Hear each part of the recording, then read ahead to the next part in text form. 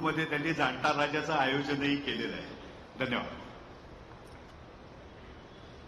छत्रपती शिवाजी महाराज की, धर्मवीर छत्रपती संभाजी महाराज की जय भवानी, जय भवानी, जय जय जय जय जय भवानी, जय जय जय जय जय शिवाजी. हिंदवी स्वराज्याचे सरसंस्थापक छत्रपती शिवरायांना मानाचा मुजरा करतो. भारतीय राज्यघटनेचे शिल्पकार भारतरत्न डॉक्टर बाबासाहेब आंबेडकर यांना मानवंदना अर्पित करतो. आजच्या छत्रपती शिवरायांच्या जन्मोत्सवाच्या या पावन पर्वावर शिवसृष्टीच्या दुसऱ्या टप्प्याच्या लोकार्पणाच्या निमित्ताने मंचावर उपस्थित असलेले श्रीमंत छत्रपती उदयन महाराज भोसले, केंद्रीय राज्यमंत्री मुरलीधरजी मोहोळ, मंत्रिमंडळातील आमचे सहकारी माननीय चंद्रकांत दादा पाटील, आशिषजी शेलार, मंचावर उपस्थित असलेले आदरणीय नाना जाधवजी, रवींद्रजी वंजारवाडकर, विनयजी सहस्त्रबुद्धे, अमृतराव पुरंदरे, विजयबापू शिवतरे आणि ज्यांनी या संपूर्ण कामामध्ये पुढाकार घेतला ते जगदीशजी कदम, या ठिकाणी उपस्थित या शिवसृष्टी परिवारातील सर्व परिवारजन आणि उपस्थित सर्व भगिनी आणि बंधूंनो, मी सर्वप्रथम आपल्या सर्वांना आजच्या शिवजन्मोत्सवाच्या खूप खूप शुभेच्छा देतो. आज सकाळी शिवनेरी किल्ल्यावर जाऊन तिथल्या मातीमध्ये शिवजन्मोत्सव साजरा करण्याची संधी मिळाली. त्यानंतर पुण्यामध्ये हजारो विद्यार्थ्यांच्या समवेत जय शिवाजी जय भारत अशा प्रकारची विकसित भारताची पदयात्रा, त्या पदयात्रेत सहभागी होण्याची संधी मिळाली. आणि आता खऱ्या अर्थानं आमच्याकरता जी प्रेरणास्थळी निर्माण झालेली आहे, स्वर्गीय बाबासाहेब पुरंदरे शिवशाहीर यांच्या संकल्पनेतून साकार झालेली शिवसृष्टी याच्या दुसऱ्या टप्प्याच्या लोकार्पणाची संधी मिळाली. आणि संध्याकाळी इथनं आग्र्याला चाललो.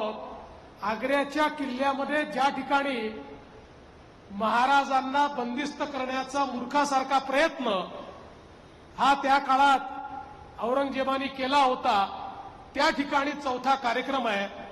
मला असं वाटतं की आजचा दिवस हा माझ्याकरता अत्यंत धन्य अशा प्रकारचा दिवस आहे.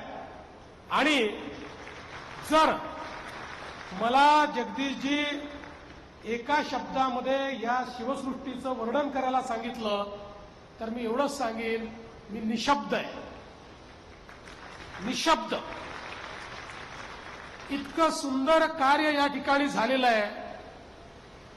तुळजाभवानी मातेचं मंदिर, त्याची भव्यता जी तुम्ही साकारलेली आहे, त्या ठिकाणी जे गंगेचं कुंड आहे ते ज्या प्रकारे तुम्ही केलेलं आहे आणि हुबेहूब तोच दगड, तीच मूर्ती, तोच आकार, मला असं वाटतं अतिशय सुंदर अशा प्रकारचं काम हे या ठिकाणी झालेलं आहे.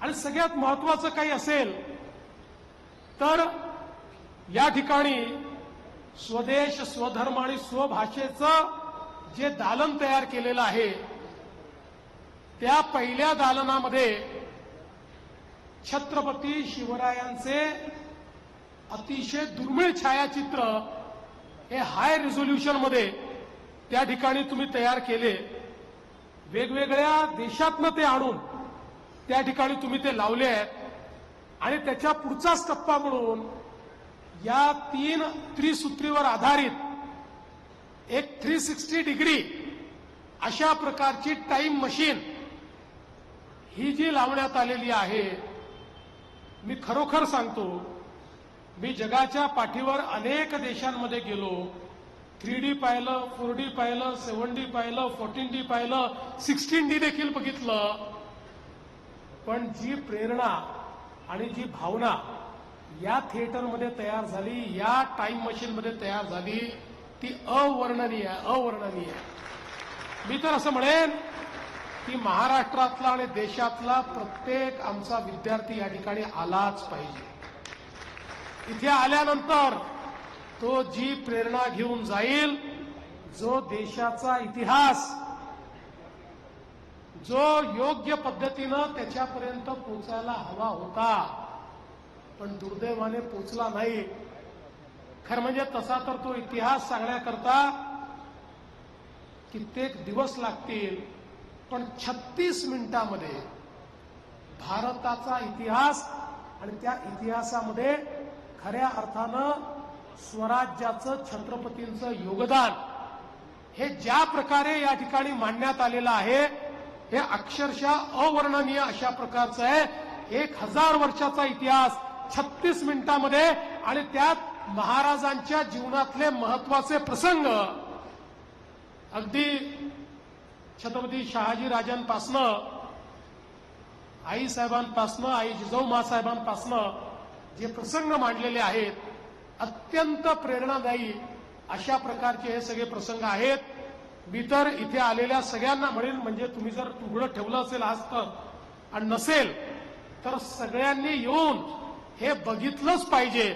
मी तर असं म्हणेल, ज्यांनी हे बघितलं नाही तो जीवनातल्या वेगळ्या आनंदाला मुकला असं समजून घ्या. आपल्या जीवनातला खरा आनंद हा या 360 डिग्री अशा प्रकारच्या टाइम मशीनमध्ये तुम्हाला त्या ठिकाणी मिळणार आहे. मी मगाशी सांगत होतो, नॅशनल लायब्ररी ऑफ नेदरलँड्स, रिक्स museum Amsterdam, Hague national archive आणि ब्रिटिश म्युझियम लंडन या सगळ्या ठिकाणून अतिशय ऑथेंटिक अशा प्रकारची माहिती, चित्र हे जे काही या ठिकाणी आणलेले आहेत, ते मला असं वाटतं खरोखर ही शिवसृष्टी जी आहे, छत्रपती शिवरायांचं जिवंत स्मारक म्हणून या शिवसृष्टीकडे आपण पाहू शकतो. आज मला विश्वास आहे की शिवशाहीर बाबासाहेब पुरंदरे हे देखील स्वर्गातनं आपल्याला शिवाशीर्वाद देत असतील, आणि निश्चितपणे हे जे कार्य त्यांच्यानंतरही अविरत आपण सुरू ठेवलं आहे, हे खरोखर महत्वाचं आहे. जरी आम्ही याला मेगा टुरिझम प्रोजेक्ट म्हणून दर्जा दिला असला तरी हे पर्यटनाचं केंद्र नाही आहे. निव्वळ पर्यटनाकरता कोणी या ठिकाणी येऊ नये, हे प्रेरणेचं आणि अभ्यासाचं केंद्र आहे. त्या दृष्टीने लोकांनी या ठिकाणी यावं. खऱ्या अर्थानं छत्रपती शिवरायांचं जे वर्णन केलं आहे, निश्चयाचा महामेरू, बहुत जनांचे आधारू, अखंड स्थितीचा निर्धारू, श्रीमंत योगी, ज्याच्याकडे सगळं होतं ते छत्रपती होते. त्यांनी स्वराज्याचा खजिना हा खूप मोठा केला, पण त्यातलं काही स्वतः करता वापरलं नाही. जे वापरलं ते स्वराज्याकरता वापरलं, म्हणून ते श्रीमंतही होते आणि ते योगी होते. एका योग्यासारखे सातत्याने त्या ठिकाणी ते लढत राहिले, आणि म्हणून अशा श्रीमंत योग्याचं मंदिर म्हणजे खऱ्या अर्थानं शिवसृष्टी आहे असं या ठिकाणी मी म्हणेन. आणि यासोबत स्वभाषेचा, कारण आज आपल्या मराठी भाषेला आपल्या देशाचे प्रधानमंत्री माननीय नरेंद्र मोदीजींनी अभिजात भाषेचा दर्जा दिला, आणि 21 तारखेला त्याच अनुषंगाने दिल्लीमध्ये अखिल भारतीय मराठी साहित्य संमेलन होत आहे. पण त्याच मराठीला खऱ्या अर्थानं राजभाषेचा दर्जा जर कोणी दिला असेल तर तो छत्रपती शिवरायांनी दिला. ज्यावेळी अरबी आणि फारसी या शब्दावलीतून राज्यकारभार चालायचा, या शब्दावलीतून, या बिरुदावलीतून वेगवेगळे त्या ठिकाणी लोकांना टायटल्स दिले जायचे